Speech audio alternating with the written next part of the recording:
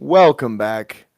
And it's another Wednesday, and it's another episode of Michigan Sports Media Podcast. Now, today, we missed you last week. We know, and we are sorry.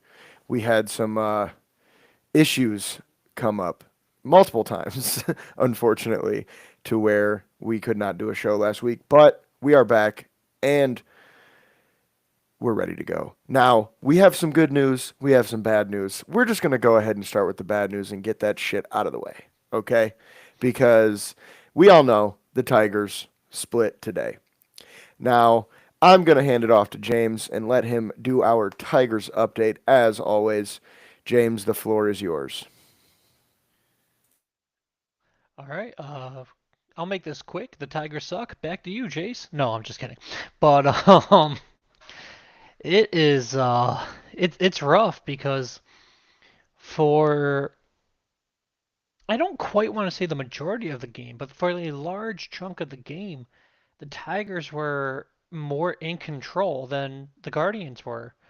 And with that being said, if anyone who watched the game would know, we had runners on base almost all game. I don't have the exact stats in front of me, but it seemed like we always had at least a runner on, potential to do damage. We unfortunately almost never did. We were only one of 14 batting with runners in scoring. I'm sorry, one of 14 batting with runners on base.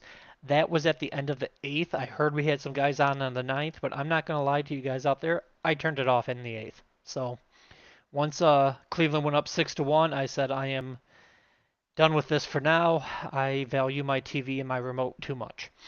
Um, it was quite the frustrating game. We had I would say at the time was a controversial call in the fourth, being a potentially a two-run RBI double by Javier Baez. It ended up only being one run because Zach McKinstry got thrown out going to third, and he was deemed out at third before the second run crossed the plate, so it only counted as one instead of two. So instead of taking the lead in the fourth, we only tied it. There was, myself included, um, a large vocal group on Twitter saying, that's BS, this, that, and the other thing. As the game went on, I'm actually really glad the broadcast did it because I'll just say, event happened in the fourth. And I think it was around the bottom of the sixth, top of the seventh, significantly later in the game. They randomly kind of showed a replay of it. They're like, oh, here's an angle we have of this. And it kind of clarified a lot of it for me, at least.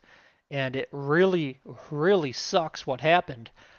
But I can say unbiasedly, the right call was made. The right angles were there, and he was out at third, and the run did not come across home yet. So, as much as that really sucked as a Tigers fan, unfortunately, that was the right call. So, we just got to play a little better.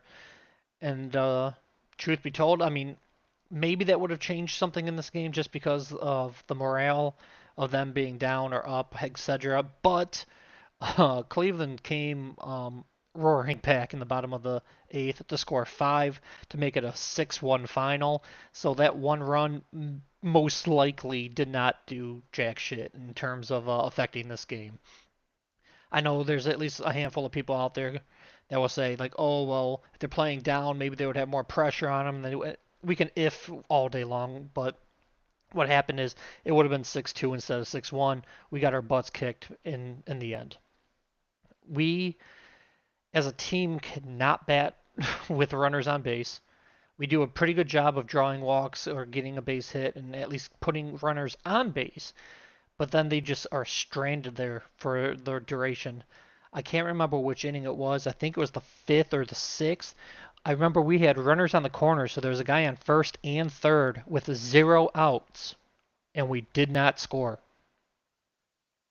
We couldn't bunt him in. We couldn't hit a sac fly. Hell, even a ground ball double play would have scored the guy from third. But I believe it was a strikeout, a pop out to left, but it wasn't deep enough for a sac fly, and then a ground ball for the third out. And I'm just like, guys, like I don't even have to sit here and tell you that's unacceptable. If you watch baseball, you know that's unacceptable. Um, tomorrow is the winner take all. It's only a 3 game set. It's 1-1. So, um, on one hand, we will be even more upset and kicking ourselves in the backside if we lose tomorrow. But if we win tomorrow, then it's kind of like today doesn't matter. So, I don't. I know it's difficult to be optimistic. I don't even know who's pitching tomorrow. I'm assuming it's going to be Flaherty, and if so, God help us. And I'm hoping. I don't think he's ever done it in his career. I'm hoping there's a way Scooble can just get out there, but he just threw 107 pitches yesterday. So normally these guys get 4 or 5 days rest, and he would literally be on 1 day rest. So I don't know if he's willing. I'm assuming he would be. I mean, what competitor isn't? But that might be the best case scenario, even if he can only go a handful of innings because of his stamina. But it's do or die. We can't hold anything back. And yeah, I want to stop talking about them. I'm not going to lie. So with that, I'll just say let's hope for a better outcome tomorrow. And I mean, we'll talk about it on X either way tomorrow. So with that, I'll I send it back to you, definitely Jace. I definitely hear you there, and I would agree on the Scooble thing. I do think, I'm not going to sit here and act like I'm a fucking baseball coach and I know all the ins and outs and all this and that.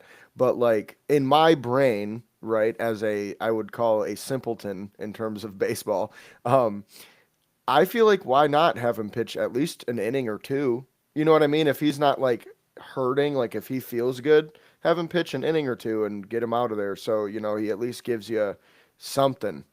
You know what I mean? Yeah. Like, I don't know if that's crazy to say. I don't know really how it works It's that well, not, honestly, but but just going off like 1 day rest since we played three, it'll be, game three in 3 days, which is normal for baseball, but it's not normal at all for a starting pitcher to go. Normally in the like 7 game series, it's not abnormal to pitch two, mhm. maybe a hint of the third game if you do like 1-4-7, but 1 and 3 is kind of insane. But I mean, when the season's on the line and no disrespect, but just let's keep it real. We have one good pitcher right now on the roster, so I feel like we got to at least try. Like even if he Yeah. goes out there and gets shelled, our other guys are getting shelled too. So Right. And that's kind of what I mean is it's like at least an inning or two because think about yeah, it. How many pitches like could he realistically be throwing in those two innings unless he's terrible in those two innings? You know what I mean? Like if you're a guy like Scooble, you're probably only going to throw, I don't know, a handful of pitches because you're likely getting guys out pretty quick. You know what I mean? Like now, obviously, there is a chance that they get a lot of hits and then he's pitching a lot more. But if that's the case, you just take him out faster. I don't know. I just feel like it seems like you kind of have to. But that's probably why I'm not a baseball manager. So, yeah. For what uh, it's worth, I just googled it, and in his career, the shortest rest between starts for Skubal was 4 days. And like I said, he pitched yesterday, which his 107 pitches yesterday was the second most in his career. So it mhm. was which his longest was 108. So I mean, one pitch less than his career high.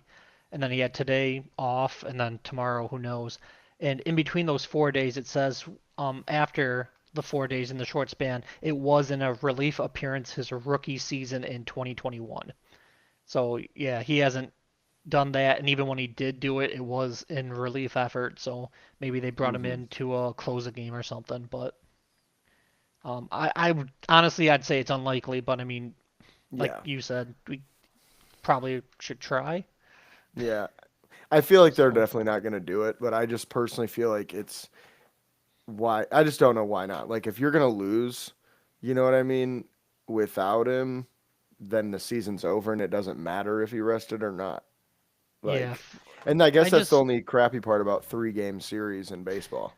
yeah, I have a like it's a love hate relationship with Flaherty because last year he was a solid pitcher, and Hmm. early this season he was a pretty solid pitcher, but he's just kind of um just been in the deep end of the pool for the last like 3, 4 months. It's been pretty consistently bad starts, and every now and then, I don't know what causes it, but every now and then he will have a great outing, and I'm like, there's the guy we used to see all the time. But it's like one of every 8 starts, and so for this being in a at least reference point like a game 7 because it's do or die, I don't know if I want a 1 in 8 chance of a good game being our hope. Yeah, exactly. So, like you said, hopefully they can pull it out regardless of what they do, but we shall see.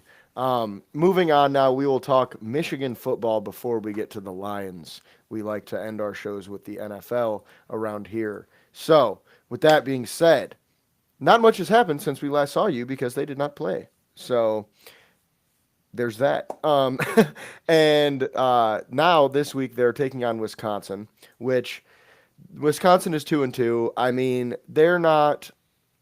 I'm not afraid of Wisconsin by any means, but like they do have some semblance of a decent football team.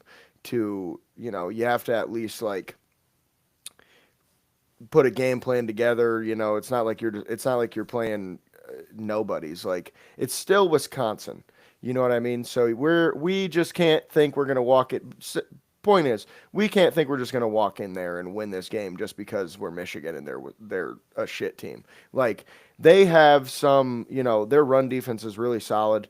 And I think that's kind of going to be the big key of the game because Michigan, as we've known, is kind of a running football offense. Obviously, against Central Michigan, we kind of open it up a little bit more, but that's against Central Michigan. Let's be real, guys. Like Central Michigan, we is the team where we go, yeah, we'll just come in here and call some plays and win the game. You know what I'm saying? Like it's like we're just gonna do it. Like we just have way better players than they do, unfortunately, and that's just college football at times. But point is Wisconsin is a better program and more of a real true, they're a Big Ten school, so they're a Power Five school or Power Four now. With that being said, though, Wisconsin's run defense is actually pretty good, and they played really well against the better teams that they played, like not Alabama, sorry. They played. Let's see. Uh, They played Alabama.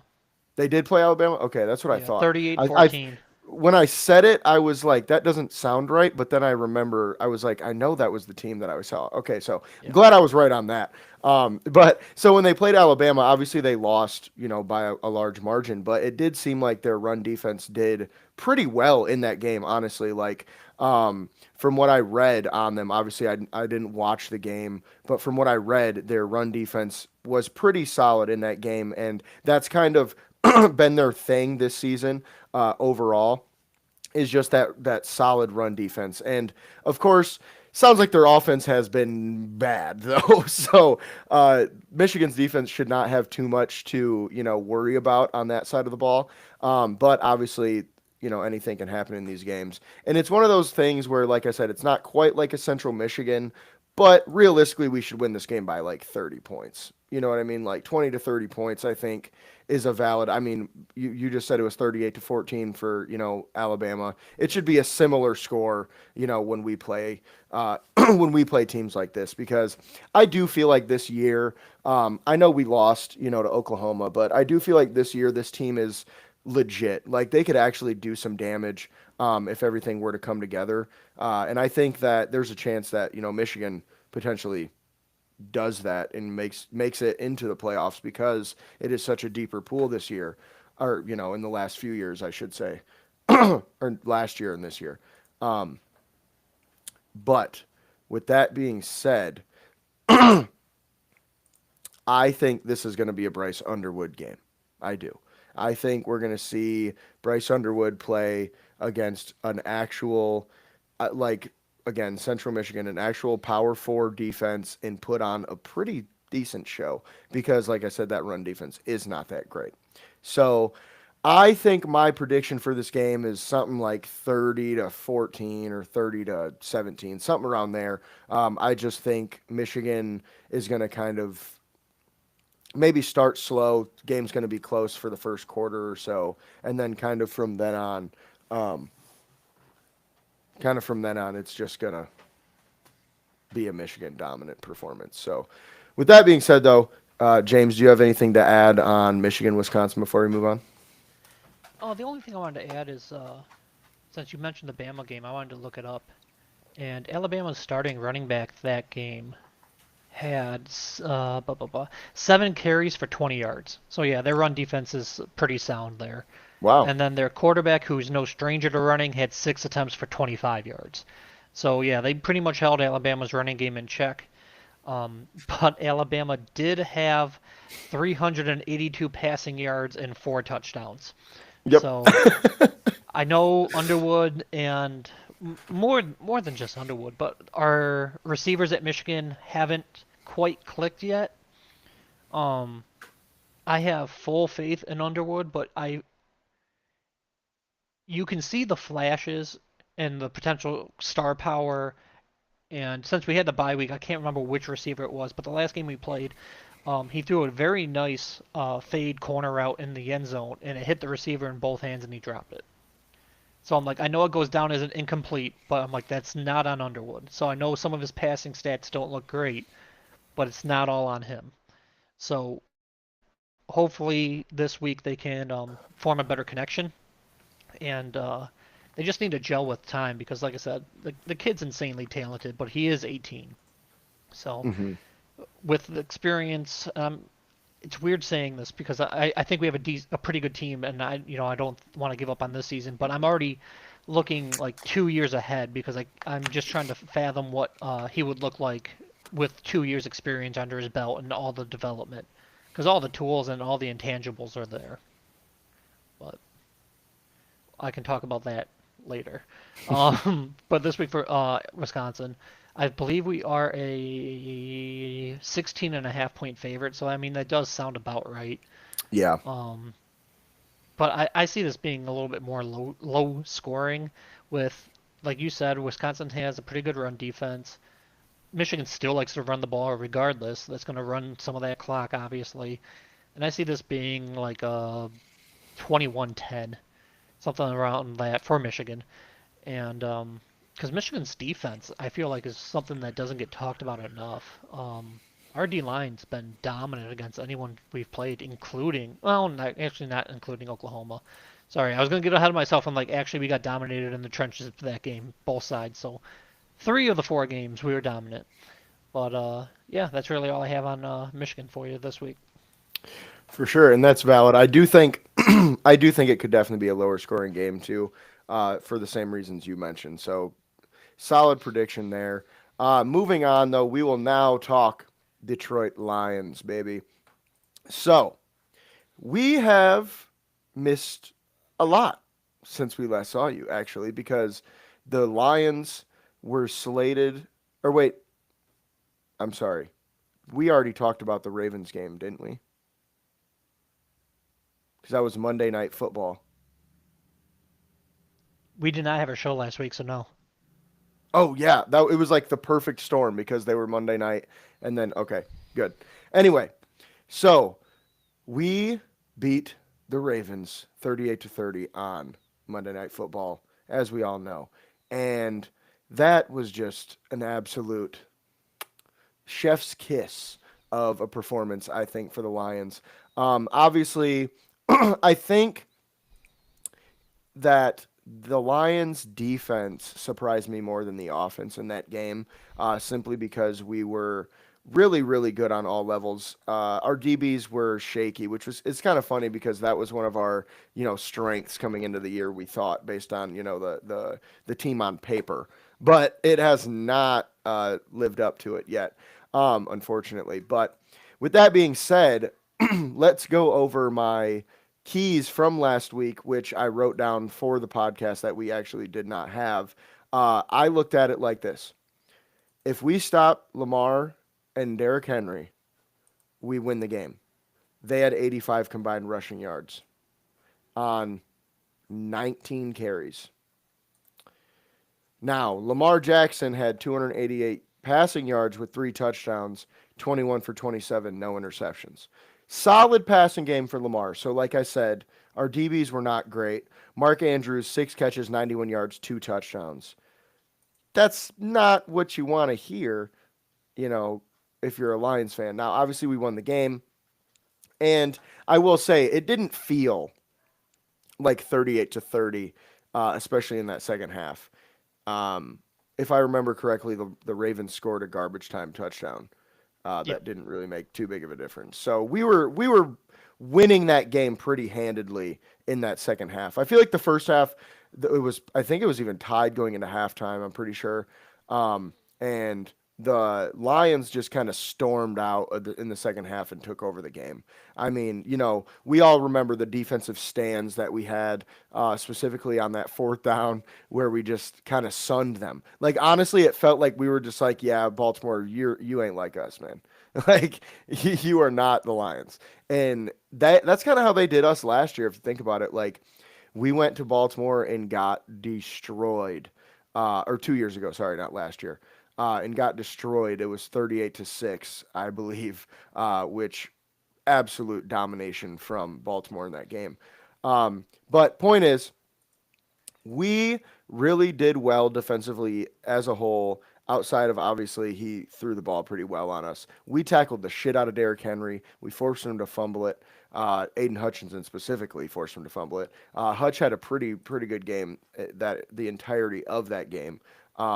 Not quite, um, necessarily the statistical performance he just had, which we'll get to, but nonetheless, a really good game for Hutch, regardless. Um, with that being said, I wanted the Lions to run the ball, and they did against Baltimore. They ran the piss out of it, specifically David Montgomery, because David Montgomery had 12 carries, 151 yards in 2 touchdowns. Now that's an average of 12.6 yards per carry, folks. I don't know if you know, that's fucking nuts. um like that's crazy. 12 carries, 151 yards. Obviously it's because he had one for like 70 or something like that, Yeah, 75 or 74, something. 75, something like Yeah. that. So obviously he had a great game, and then Jameer had the bulk of the carries, 22 carries, 67 yards, and 2 touchdowns himself. Only 3 yards per carry though, not great, but it is what it is. Amon Ra obviously is having a fucking amazing year in terms of catching touchdowns. He's caught a touchdown every single game this season, and that did not stop against the Ravens. 7 catches, 77 yards, and a tud. Um, with that being said, though, I excuse me, damn, I lost my voice from coaching. I apologize. I cannot barely talk. Um, with that being said, our pass blocking was amazing that whole game. I just wanted to say our O line has really stepped it up the last 3 weeks after playing Green Bay. It's looking elite again, man. Like, and that's a great thing. But with that being said, I will pass it over to you for anything you have to add on the Ravens game. Yeah, the Ravens game, I remember wanting to come on here last week and say a little bit of a mixed review in terms of my prediction because I did predict the Ravens to beat us. However, that was on our show Wednesday before the injury reports came out, and two starting D linemen for the Ravens were out. So that did play a factor. Not Hmm. an excuse. I mean, we had guys out too. We beat them fair and square. But I had a couple people mention that to me that I wasn't. Well, how did they word it? I shouldn't have the ability to celebrate the win because I predicted the loss or some shit like that. I'm happy to be wrong. It's just I'm not biased and I'm not going to come on here and say the Lions are going to go 17 and 0 and predict them to win every week. But um, they impressed me. I mean, thoroughly. I felt the Lions um, were bordering on blowout slash BTA. I know the score looks pretty close if you just look at the box score, but as you mentioned, they did score that garbage time touchdown. And I mean, it's fine. We had one in week one. Tesla's catch was a little more impressive, but still. Um, and like you mentioned, we ran the ball just constantly. They just could not stop us. And even without Montgomery's 74, 75 yard run, whatever it was, he was still getting 5, 6 yards a carry. I mean, he was giving us second and fours all day long. And even though it's been quieter lately, I still like to bring up a lot of people over the last year and a half have been saying like Gibbs should get 80 to 90% of the workload, and Montgomery should only get the other 20 or 10. Like, there's a reason they split carries pretty much 50-50. Like, I get it. Gibbs is fast. He's electric. He can catch. He's super fast. I get it. But Montgomery has a purpose on this team. He's not just like a LeGarrette Blunt on the goal line. Hmm. Or, like he had that 75-yard run. I can't remember if it was last year or 2 years ago, but he had like a 75 or 80-yard run for a touchdown against the Chargers. Like Hmm. he can break off big plays too, even though he's not our speed back, so to speak. Well, And and I also feel just like, it's saving Jameer in the long run too. You're not giving him as many carries because you have a guy that's so good you can split the carries. And it makes it to where guys like Jameer and Monty are both healthy going into the playoffs because they split carries all season. So I just feel like it's a beautiful, beautiful mixture. it absolutely is. And to be honest, I feel like 90% of the complaints about the workload is fantasy football related. It's Yep. not on the field related. So I mean, I have stock in both, so I don't really care. But um, yeah, then I just brought up the box score here, and as you mentioned, St. Brown scores all the time. Um, I'm trying to make sure because I was gonna say that was the game JMO struggled with, but that was Cleveland. Oh, Baltimore. That was when JMO had two receptions for 43 yards on the opening drive, and then they never gave him the ball again. Mm. So I was a little, I don't want to say concerned, but a little confused about that. But at the same time, when we have our running backs just kind of doing whatever they want at will, so be it. We won the game. So I'm not gonna fret over that. And then the only other thing I wanted to mention is, yes, Hutch did have a sack. So he's coming off back-to-back games now. Slight spoiler alert for our Browns conversation. But yeah, he's back. I saw some criticism of him on Twitter for some reason, but we're good. Yeah. I anyone who criticized Aiden to this point, for lack of a better term, a dipshit. That's all I really got to say about that one because he doesn't need to have a sack for him to be an amazing player if you just watch him. Just watch him while the game's going on. Don't just stare at the ball the whole time, guys. Actually watch what he does, and then you'll understand. I hope. If you don't still, then I don't know what to tell you. But now, the last thing I wanted to say about the Ravens game was uh, overall, defense won us the game, but offense did what it needed to do to get it done. Obviously, Montgomery was the star, but I mean, Goff only had barely over 200 yards, which obviously he had a great game himself, 20 for 28 and a touchdown. But it's not like some statistical, huge game for us offensively.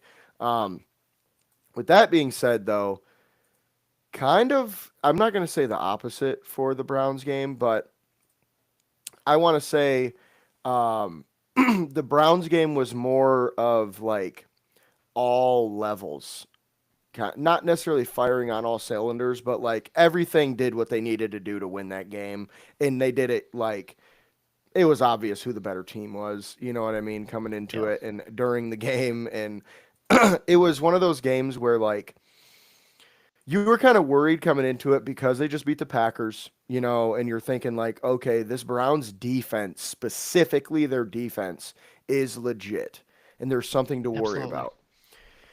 And I looked at it like our defense is obviously very good, but we have allowed some BS throughout the season sometimes on defense, especially with our DBs. And I do feel like, Joe Flacco sometimes turns it on. He's like prime Joe Flacco every once in a while. And if he would have went in there and had one of those games, it could have been close. But fortunately for us, he did not, and it was not. The Lions won this one 34-10. And it was just one of those games where, like, they were kind of keeping it close in the first half. And then it felt like, let me think, was that Khalif return touchdown in the third or fourth quarter? I cannot remember. I believe it was the third, Okay. fourth. I have the box score Fourth. up here. Fourth quarter. Okay. I One was gonna minute into say, the fourth quarter. okay. I was gonna say when that happened, I was like, "Yep, game's over. Yeah. That's it. That did it." And it was like I said, the Browns were kind of keeping us close somewhat. We were still 2 scores up though at that point, I do believe. Yeah, it was So 2010 before that. okay, gotcha. So either way, we were pretty much handedly in front. But point being, old offensive line held up well. 0 sacks yet again. Myles Garrett did not get to Goff, which is a beautiful, beautiful thing to say. I was very worried about that coming into the game. You and me Our both. run defense, yeah, it's one of those things where dude's like, he's an alien. So it's like Oh, even absolutely. Sewell, It's no it's knock on like, Decker or Sewell or any of them. Just Miles Garrett is an absolute beast. Like mhm. it's tip your cap to him. Every now and then they he's just get the better of you. he is literally the best pass rusher or just D end in this entire um generation. Like he is about to be the fastest. He's about to have more sacks than Reggie White did before he was 30 years old because he was like 3 behind last I saw, and Reggie White his 30th birthday is in December, so most likely he's going to get those sacks and end up being number one. And I just feel Miles Garrett sometimes does not get the respect he deserves in terms of all time or just in general because he is so fucking good. Like he's just ridiculously good. And it's because he's on the Browns and they don't win a lot and they don't do a lot of shit, but he has literally kept the Browns somewhat by himself afloat for a few years. So respect to Miles Garrett, but he did not get to Goff. Gibbs had 15 for 91 and a touchdown. Um, Obviously, a better game than he had against the Ravens. Not fantasy wise because of the 2 touchdowns, but in general, better yards per carry, a lot more yards. Uh, it is what it is. I mean, you can't really ask for too much more from the guy at this point. I just feel, excuse me, like you said earlier, the fantasy football aspect kind of skews people's vision in general. But with that being said, David Montgomery didn't have a great game though. 9 for 12 is what it is. You know what I mean? That's kind of how it goes sometimes. 2 different backs, 2 different weeks had basically opposite games. I was gonna say Cleveland's defense is a different animal too. So Yeah, for sure. And that's kind of my thing going into this game. Goff only had 168 yards and 2 touchdowns. He did throw an interception. Both of those touchdowns went to Amon Ra though, and he had 7 catches for 70 yards. Dude, what's up with him and having 7 catches for like 70 or 77 yards? I just find that hilarious. seven's like Back his to back number. Yeah. weeks. It's weird. And his number's 14, which is a duplicate of 7. I don't know, just I'll say odd. if you want to add to it, he had 7 targets. So 7 catches on 7 targets for 70 yards. I don't know what it is, man, but 7 is that man's number. But with that being said, Aiden Hutchinson had a great game. 2 sacks. Obviously, he had the forced fumble as well. The only bad news, really, excuse me, is we lost DJ Reed. Um, and it sounds like it's going to be a couple weeks. Probably will be back after, after the bye week, excuse me. But We put him on IR today. Don't know if you saw that. okay, isn't our bye week, what week is it? Week 8? I want to say 8. Okay, it's week what? 5 now? I believe 6? so, but I know the bye week in terms of IR does not count as a week, so he's gonna miss a Oh. minimum of 4 games. Okay, gotcha. So So yeah, he'll be out for 2 weeks after the bye at least then, which is unfortunate. Obviously he has a hamstring injury, so you don't want to really push that. Obviously you don't want to try to get him back faster than he needs to be, especially on a team like the Lions, where really the end goal is Super Bowl. Really, you're going to rest him as long as you can, in my absolutely, opinion. we need him for the long term. We'll struggle. He's a good player, missing him, but we'll be all right. We'll be able to, at minimum, tread water. Hmm. And we did just sign Trey Flowers, the ex Seattle, Not and again. Oh, that one. Okay. true, very true. Um, Which I mean, he was a free agent for a reason, I guess. It's not like we can get too excited about him, but I do like him. I always thought he was a solid player. 6'3", 200 pounds, add some decent size at least. If at worst case scenario, he is a practice squad player. But Dan Campbell did say that they needed to at least add another practice squad corner in order to be able to practice. So we'll see what happens with that. Obviously, Terrion Arnold also got injured, but he will be well. He probably won't be back next week. Is there an update on that yet? I've seen mixed reports, so I Yeah. don't know which one to go with. I saw some say he might miss just one game, and I saw one that says he'll be banged up, but he'll play through. But I saw like nothing official. Okay. So That's what I thought too. I was wondering because you had seen the other thing as well. So, yeah, Reed um, went to IR. That was only an gotcha. hour or so ago, but yeah. Oh, okay, gotcha. That makes sense. I was at practice, so see why I missed that. When I was wondering, I'm like, I usually don't miss these things. What is going on? Um, Point is, it sucks that we are missing Reed, but he will be back this season. It's not like last year. Fortunately, he is not gone for the rest of the year, which Lions fans were kind of used to at this point. Yeah, I was gonna It say like felt, it could have been. It sucks, but it could have been so much worse. yeah. So I kind of feel like it like hardened us. Last year hardened us to injuries where it's like next man up, bro. Fuck it. We ball, pretty baby. much. And then like not only that, like I don't want to get too far off topic, but just in terms of injuries this week, we've seen some worse ones between Hill and Hmm. Malik Neighbors. So True. I know it sucks losing them for 4 weeks, but hey, unless something happens to him off the field, but there's a guarantee that he'll be back after that 4 weeks. So hey, at least he's coming back. Yeah. Yeah, and it's one of those things where we can kind of, say, yeah, it sucks, especially now because the teams we're about to play, but oh well, it is what it is. We'll move on. One other thing I wanted to bring up, just because it's more recent news, and if you were at practice, I don't know if you saw this as well. The Lions did officially activate Aleem McNeil's practice window. Hmm. I So did he's see that one. okay. Yeah, which very, very, very good for us. Now he probably still won't be back until likely Correct. after the bye week, Yeah. if not even a couple weeks after that. We'll kind of see. It does sound like Dan Campbell was like, yeah, he's so ready to go. Uh, that doesn't really mean he's ready to go though. So Correct. Oh, we'll it see will how be that after the goes. bye for sure. Yeah, I just wonder. I'm thinking probably more like week 10 or 11, if I'm being honest, because the ACL injury he's probably not even going to be doing a lot of contact yet. It's kind of one of those things you're going to bring him back slowly. And like we talked about before, this season's about playoffs and Super Bowl and stuff. So let's just keep our guys healthy and try to get through these games as they come. Um, but with that being said, the last thing I wanted to say about the Browns game was we had two interceptions as a team, which obviously is not saying a lot when you're going against the Browns. But our defense did really well against the Browns, and allowing 82 rush yards to Judkins isn't great, but worse things have happened.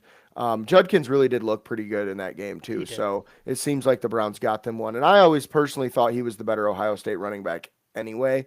I know I might get crucified for that, but I feel like coming into the draft, I liked Judkins a bit more, and because I thought I could get him a little bit later, so that helps. But with that being said, um, the Goff JMO connection was just off this game, and I don't know if it was Goff or it was JMO. It felt more like JMO was just wasn't catching the ball, but I do think Goff could have helped him out a little bit better at certain times when he did Yeah, I was gonna drop say it. play by play. In my opinion, play by play different. Yeah, One was JMO, one was Goff. yeah. And it's one of those things where hopefully they figure it out because I mean he had two catches for 108 yards and a touchdown a couple weeks ago. So it's like we know they can do it. And I mean think about it. If he would have caught them, he probably would have had 100 and some yards, you know? Absolutely. That was the one thing I was going to bring up is not only did he only have two catches for 40 yards, and as I mentioned with the St. Brown one, St. Brown had 7 targets. JMO had 8 targets. So they were really trying to give JMO the ball. And I like that not only because I'm obviously a huge JMO fan if you watch the show, but also he had a pretty bad drop, and then they just tried to force feed him, and they tried to, hey, like get over it, we still believe in you, and unfortunately, it just kind of compounded the issue. And then like I said, one or two of the passes I would blame on Goff, but there were at least two vivid ones in my head that hit JMO in both his hands, and he had drop issues. I call it his rookie season, technically his sophomore season, the first year he kind of played. And, through the first 3 weeks of this year, he didn't really have drop issues. And when I went to camp and stuff, he didn't have drop issues. So I don't know if it was a mental thing or just, hey, sometimes we all just have bad days. But it just clearly wasn't working out for them. And then they even gave him an end around because they were just trying to get him going. So they're like, here's the ball. We'll get it to you any way we can. Unfortunately, that went for -3 yards. But like I do like the fact that they were trying to get him going. It just didn't work out in this game. Yeah, for sure. And it's one of those things I'm not really that worried about either. No. I think they're just going to get it together and be totally fine. He might just have had a bad game, and we've Yeah. seen it before. I mean, I think we saw it at the training camp we were at. He had a couple drops, and there was a bunch of articles posted a few weeks before that about how everybody at Lions practice was dropping everything. It's just one of those things that happens in football. Sometimes you get the dropsies, man, and you just got to move on. And they did say he had a pretty good, um, excuse me, a pretty good attitude about it. Yeah. So that's really all I needed to hear. If he was hanging his head and feeling real bad, then maybe we'd have a problem. But with that being said, we will now move on to the Bengals game, which is the game that's coming up. Um, I do. I don't even know really like what to say about this game, if I'm being honest with you, because it's just one of those games where it's like this should be the most points we score all year. You know what I mean? Like it should just be like 60-0 because the Lions are obviously the better team. The Bengals don't even have a starting quarterback. But I'm not going to say that because, as we all know, it's any given Sunday. And if you go into a game thinking like that, you're going to get your ass kicked. All right? Yep. The Lions, in order to score 60 points, need to come out here like they're playing the fucking Super Bowl champion Eagles, baby. They need to come out here like they're playing the fucking 92 Cowboys and Charles Haley wants to fucking bite their ear off or some shit. You know what I'm saying? They need to come out here ready to go and to punch them in the mouth because, listen, man, we know Joe Burrow's hurt, all right? Guess who ain't? Jamar motherfucking Chase and T. Higgins, baby. And guess who we don't got? DJ Reed, sir, and maybe Terrion Maybe. Yep. Arnold. So we might be rocking with Rock Ya-Sin and fucking Dorsey out there. Who knows? Who knows? That might be the vibe this week, bro. Rock Ya-Sin on Jamar Chase. Let's go. Let's get it. Let's go. I don't know. It's just hopefully Hutch just fucking annihilates their whole O line. That's all I can That's really almost say. a given. Like I don't want to jinx the guy, but Yeah. that was one thing I didn't touch on just because you did a good job covering it. But officially, he had 2 sacks in the forced fumble. He had a third sack and a second forced fumble that unfortunately got called back because of a holding penalty. But I'm Hmm. like, he's just been playing like a man possessed. So um, obviously, Bengals are known for not having an O line. There's a reason Joe Burrow is hurt. Um, I mean, I don't want to beat a dead horse here, but just like when we did our mock drafts where we all took a team in the offseason, I had the Bengals. I'm like, well, I really want to draft O-line here, and they didn't, and now look what's happening. It doesn't take a genius to be like, you need to protect your investments. I can't Yeah. remember the exact amount, but between Burrow, Chase, and Higgins, it's something like 130 million a year or something like that. But you don't want to give them time to run their routes or give them protection to whatever. It's not my team, but Well, it's funny too because I saw a tweet from a Bengals fan a few days ago, quote tweeting some Ratledge film, and I they were shared that, like, so it might have been it, that. it was like a screenshot of their own tweet where it was like Ratledge at 39 feels obvious, and just And then the next tweet, he was like, "Fuck," Yeah, like, exactly.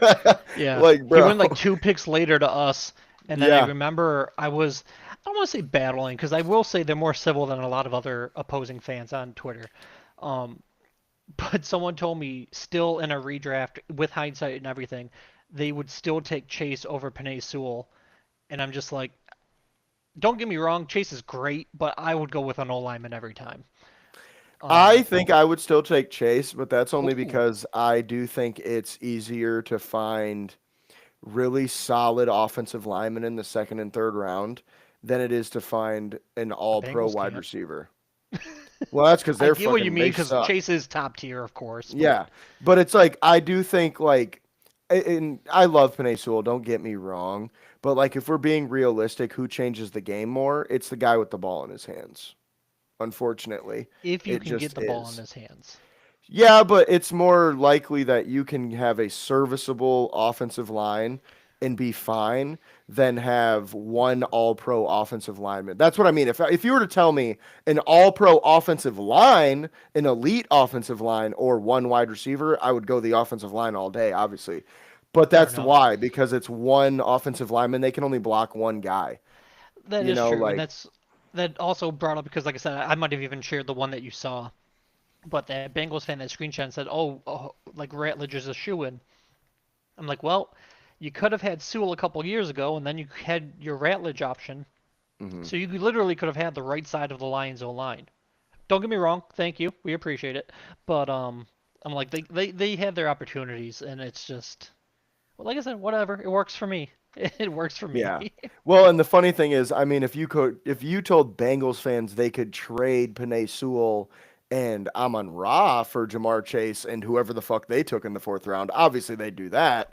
But Yeah. it's like, nobody knew Amon Ra was going to be this good, really. So thankfully he became an all pro. But and this is coming from an O line coach. I do want to say that I love my offensive line, but That was not lost on me. right.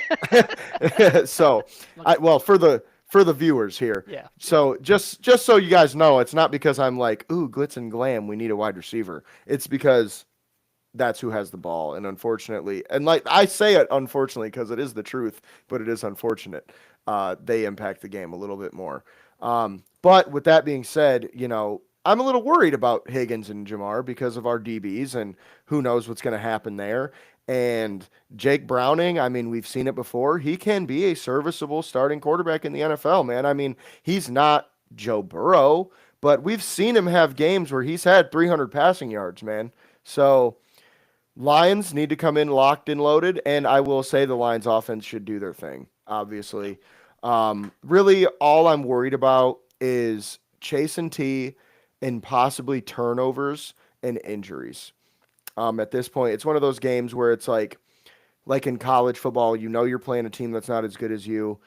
You're just kind of like, yeah, we have to go in this, like, really try to win. But at the same time, you're like, all right, we're going to pull our starters probably like halfway through the third, something like that. You know what I mean? You're kind of setting up for that mentally. So I kind of think that's where we're at against the Bengals this week. Um, Run the ball, play it smart, and get healthy going into next week. And my prediction, I'm going to say, uh, just because I think we're going to play it smart and run the ball, 27-6. I think the Bengals do enough to get to the other side of the field a few times, but I think some Jake Browning turnovers, whether it be a strip sack, interception, and I think the Lions might get a couple stops here and there as well. So I don't think the Bengals score a touchdown this week. I will. I just see it going the other way. Like, don't get me wrong, you have solid points, but I see this. I'll even predict a 50 burger that we put up on them, and I'll give the Bengals. I'll say 17. I feel like we're going to get maybe cocky with something and get a turnover. Maybe they can kick a field goal. But I see Chase and Higgins, or Chase or Higgins, either way, just having one or two breakout plays. Like, they Hmm. both are capable of just taking a 7 yard slant the distance. So I can see them, just kind of picking on our corners a little bit. And yeah, like I can even potentially see a defensive touchdown here. I don't. Professionally, I want to respect Browning, but I just don't. He's not good. He has had a few good games. You are correct, but I just don't think he's going to find one against us. I think our defense is too hot. Even missing the corners, Hutch is in rhythm. Mohamed's been playing even better than I thought he would. I remember in the offseason saying like don't sleep on Muhammad because he's had a pretty good year last year. He's already even exceeded my expectations. So um, and then I don't know if you saw, I retweeted a screenshot, but Denver last week against uh, the Bengals rush three on a play and two hit Browning. So he got sandwiched between them, and I'm like, I just think we're gonna have too much success. We like to blitz. I have a feeling that I can account for at least one or maybe even two linebacker sacks with Barnes and Anslow, and even maybe even Campbell. Someone's going to get in there. I can almost guarantee that. Hmm. And I just see, like, don't get me wrong. I hope the team takes this more seriously because it is any given Sunday. But me as a fan, I think this is as close to a lock as you can get. I'm even Hmm. picking the Lions this week for my Survivor League. So, um, which there's down to three people, by the way. So I'm 1 week away potentially from getting in the money. But that's Sick. besides the point. But don't let me down, Lions. And Imagine it'd be oh such a fucking God, loss, I've been such a avoiding loss picking them twice. just because I'm like, if they lose, I'll be upset. If they lose and I lose money, I'll be extra upset. So I've avoided them. But since you can't reuse teams you've already used, they're the biggest one that I see. And then quick note, just super jumping back to a topic because I was looking it up while we were talking. In terms of your Miles Garrett overall around the league slash all-time rankings, in terms of not getting enough respect, right now, as of today, he is ranked 34th all-time in sacks, and he still has a lot more football ahead of him. And to put it in comparison's sake, he is two career sacks behind Khalil Mack. And Khalil Mack's kind of, obviously a little past the hill. For the record, Garrett started playing 3 years after Mack, so um, yeah, it's when it's all said and done, even by the end of this year, realistically, he can be around 24th, 25th all time. So yeah, that dude's good. So I wanted to give Yeah, him his flowers and put numbers to what we were saying. he'll probably be top 20, if not top 10, by the end of his career. Honestly, I mean, he's 30. He'll be 30 in December, so probably got three really good years and two solid years. Probably, I see him being kind of like a Von Miller in that way, where he's going to have some longevity, but he will probably be more of like a situational guy towards the Yeah, end. even if he can Um, just get 10 sacks for the next 3 years from this point on, which I think is conservative, but mhm. even if he can just get 10, that would put him at 12th all time. Oh yeah, then he might be Like top five then. yeah, I'm like he's looking at a real top 10 chance. Like Yeah, so, yeah. So, and I mean, that's what we're saying. One of the best of our generation. but Him he and did Aaron not get Donald, one versus us. J.J. Watt. True that. Very true. Um, but what was I gonna say? Sorry, we went, just No, went you're to good. score predictions for the Bengals Lions, Okay, I think we're done. We're done then with the. potentially game of the weeks. There we go. So game of the weeks are two games of the week. Mine are Kansas City at Jacksonville. Simply because Jacksonville's defense has been very, very good this year. They've been running the ball well too. Travis Etienne is, I think, third in the NFL in rushing yards right now. Um, Unfortunately for all the fantasy owners out there, Brian Thomas Jr. has not looked great yet, but neither has Travis Hunter, unfortunately. But I do think this game, the Jags have a real chance to win, in my opinion, simply because of their defense and the way their offense is. If you can even get like a 75% game from Brian Thomas Jr., I think the Jags have a really good chance to win this game. The Chiefs, I think, are a little bit down this year. They're fighting off injuries. Travis Kelsey's looking a little slow. Their O line has not been as great as it used to be because they did trade. Um, oh my gosh, Joe Tooney. There it is. I couldn't remember his name for a second. Joe Tooney to the Bears. So Kansas City, I'm not going to say is in a rebuild by any means, but they're sort of retooling right now. They're trying to figure it out. And that's not to say that they suck or anything like that, but I do think Kansas City's a little down, Jacksonville's a little up, and I think that's going to make a pretty good game. And then my second game of the week is San Francisco at the Rams because it's a West Coast matchup from the NFC West. Matthew Stafford has been slinging it, baby. Puka Nakua is the best receiver in the league right now, at least statistically. So I think the Rams are honestly, quietly one of the better teams in the NFL this year. And I think that they are very complete. I think they kind of redid their O line this offseason, and that made all the difference for them offensively. Run game's looking good. They're using Corum a lot more. And the defense obviously has been really good. Their pass rush has been insane. Even after Donald left, they got a guy like Jared Verse, which called it, just saying. I knew that guy was going to be fucking nuts because I am a big Florida State. I'm not going to say fan necessarily, but a lot of my family lives down in Florida. So that's like my second college team, basically. But Verse is a dog. And I feel like San Francisco is a little down this year, man. Brock Purdy has thrown an interception, I think, in every game in the last 5, and he's coming off back-to-back multiple interception games, which is rough, man. The 49ers, Christian McCaffrey's healthy. They seem like they should be doing a lot better, but they just have not got the ball rolling this season. So we'll see how it goes. I do think the Rams might put belt to ass this week because there is a big chance if Brock Purdy throws 2 picks, man, I could see the Rams cracking 40 points. Oh yeah.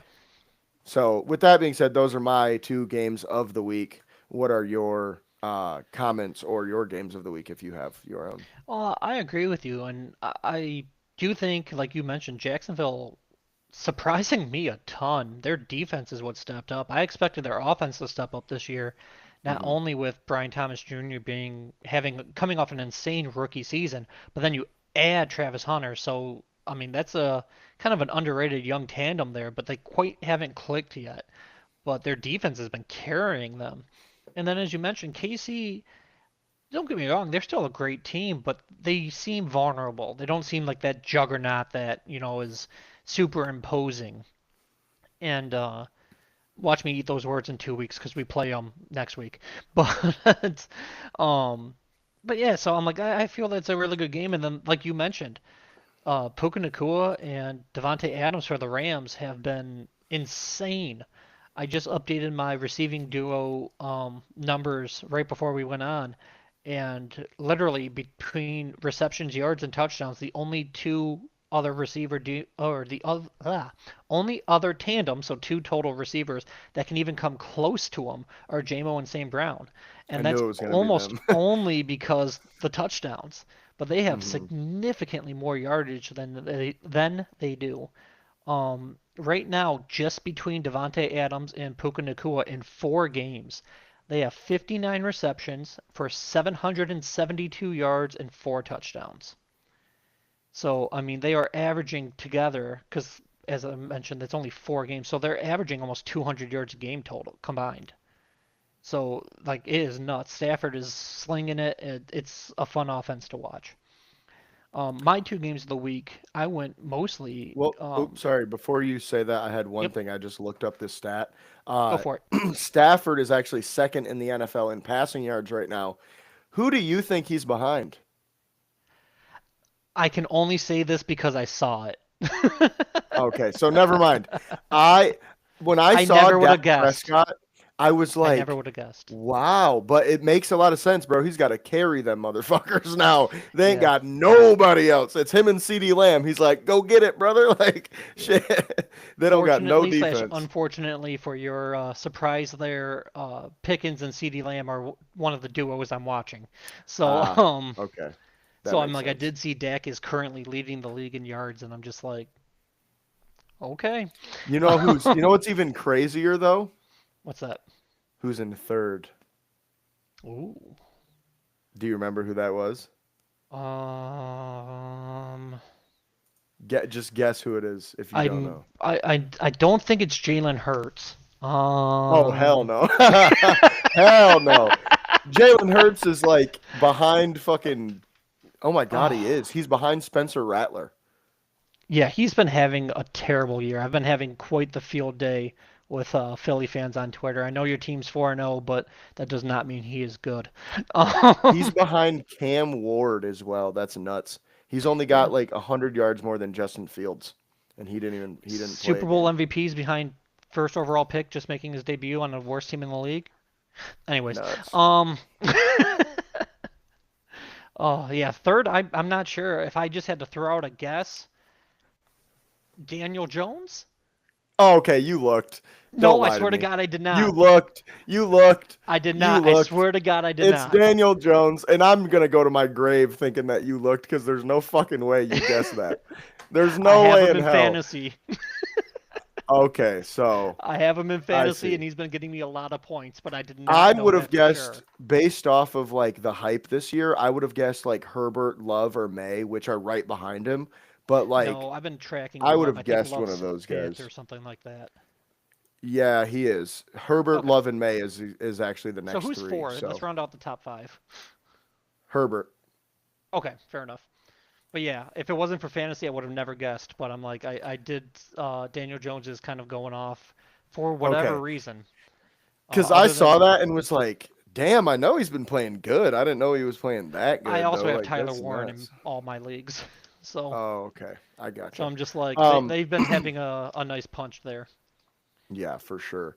And then sorry, before you get to your Yep. games of the week, there was one thing I wanted to say about the Lions, and this is what I forgot. The Lions schedule the next few weeks is kind of insane. We Yep. have Bengals this week, which is whatever.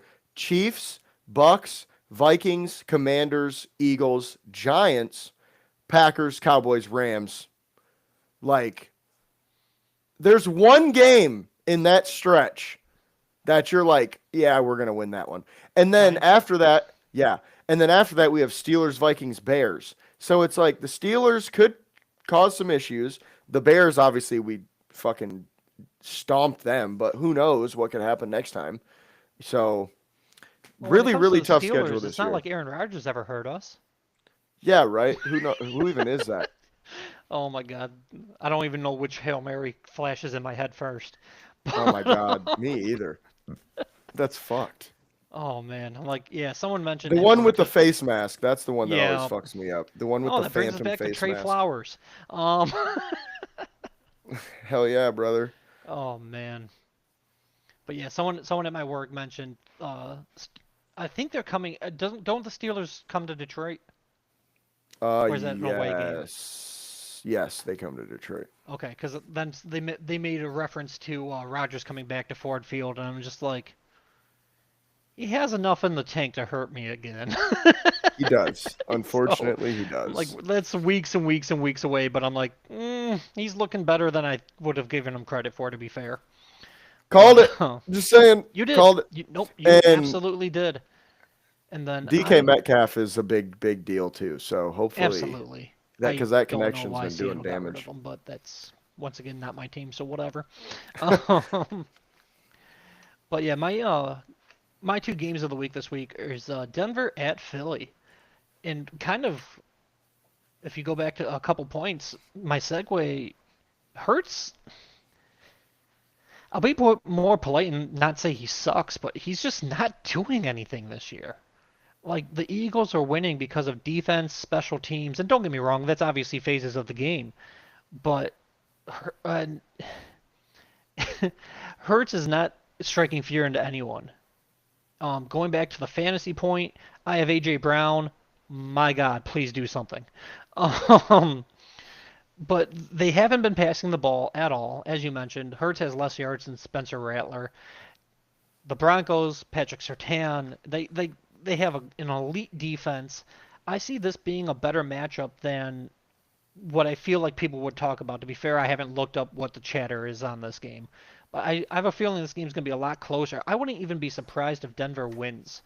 just because, like I said, that defense can take over the game. And Bo Nix, I know he's having a pretty rough sophomore slump here, but he can wake up because he did look pretty dang good his rookie season. And so that's the reason I highlight that game. And then my only other game this week that I was looking at is Minnesota going to Cleveland to take on the Browns. We've seen kind of the Jekyll and Hyde of the Browns. We've seen them beat Green Bay. We've seen them get destroyed by the Lions. I'm curious what another NFC North team looks like against them. Because as you mentioned, and as we mentioned, Miles Garrett did not have a sack against us, but he had multiple pressures and a lot of almost. And the Vikings, to be fair, they have a decent line, but they don't have a line like the Lions. I can see him going in there and having an absolute field day. I see the game is at 9:30 in the morning, so okay, it is a London game. I'm like, I know it's one of those. I didn't know if it was a Brazil game or something like that, but it's a London game. Um, that's why I'm gonna have to wake up early to watch because I want to see how the Browns handle another NFC North team besides Detroit and Green Bay. Yeah, for sure. And I really like the Denver Philly matchup. That should be a really good game. And then, kind of like you said, for similar reasons, I do think, Cleveland, Minnesota could also be an intriguing game because I think Miles Garrett's going to eat against that Oh Vikings yeah, O line. yep. And I also kind of want to see what Dylan Gabriel looks like. I watched him play live last year in the Big Ten championship game down in Indianapolis, and I was pretty impressed. Honestly, I was like, man, this kid's accurate as hell. And obviously, he's very small and things like that. So there's a chance he does not play very well, but it'd be cool to see the rookie put on a show and beat one of our rivals. That'd be a fun game. And I will say, I've always liked the Browns a little bit. They're kind of like the Lions of the AFC, which not anymore, but back when we sucked and they sucked, it was kind of, we felt very similar. And we're right on the same lake. It was like, hey, my lake brother, you get it. Like, dude, I I did went to not the think. Browns. Sorry, I went to the No, no, go ahead. Browns Thursday night game last year, and I was wearing Lions gear, and I had a bunch of people being like, "It's all well on the Erie," like type shit, because we were both going, we were both winning. I think at that point, they were having a winning season at that point, so it was pretty cool to see all the Browns fans cheer us on. Yeah, I was gonna say if I had to pick like an AFC team, then the ones that I've been calling the AFC Lions for a handful of years now is Jacksonville, because they've never really accomplished much. They're starting to kind of come out. I feel like our paths kind of intertwined more once they gifted us Hutch, which by the way, thanks again. Um, after they gifted us Hutch, we're both cats, Lions and Jaguars, and that's another reason why I kind of keep my eye a little bit more on them than other teams around the league. Not like I just sit down and watch the whole game, but they're a box score I kind of seek out a little here and there. So that's another reason why I really like your matchup against KC, because not only am I interested in Jacksonville, but Kansas City's normally fun to watch, and they're our opponent Hmm. next week, so it's kind of a pre-scouting for that as well. For sure. And with that being said, that is all we got for this episode. As always, we appreciate you guys for watching. Fanatics is your place for everything sports apparel. Check it out. Get some stuff on sale. Link is in the description.